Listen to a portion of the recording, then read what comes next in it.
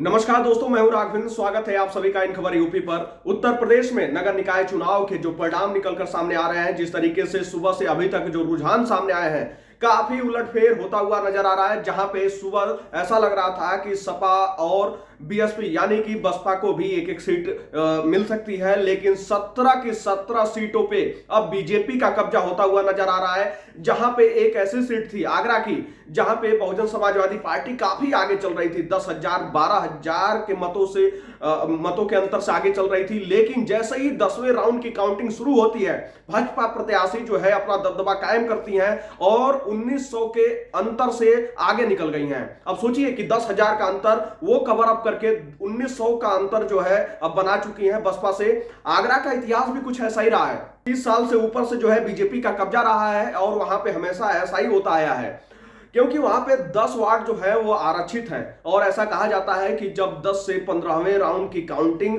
शुरू होती है, उसके बाद बीजेपी वहां पे तख्ता पलट करती है। 10-15 राउंड की काउंटिंग जब होती है तो वहां पे बसपा ही आगे रहती है, लेकिन जैसे ही 15वें या 16वें राउंड की काउंटिंग शुरू होती है, वैसे ही बीजेपी जो है बढ़त बनाती हुई नजर आती है। लेकिन अभी इस बार तो 10वें राउंड की काउंटिंग से ही बीजेपी बढ़त बनाती हुई नजर आ रही है और अभी भी 18 से 20 राउंड की काउंटिंग बाकी है। अब यह देखना होगा कि मुकाबला किधर की तरफ जाता है। जहां पे शुरुआती रुझान में एक आगरा की सीट थी, मेरठ की सीट थी जो सपा की तरफ जा रही थी, लेकिन अब वहां भी तख्ता पलट हो चुका है। मेरठ भी बीजेपी के हिस्से में जा चुकी है, काफी अंतर हो चुका है। वही अगर बात की जाए कानपुर में जहां पे समाजवादी पार्टी की जो है प्रत्याशी वंदना वाजपेयी और प्रमिला पांडे के बीच में आंख मिचौली का खेल चल रहा था, वहां भी अब बीजेपी जो है काफी आगे निकल चुकी है।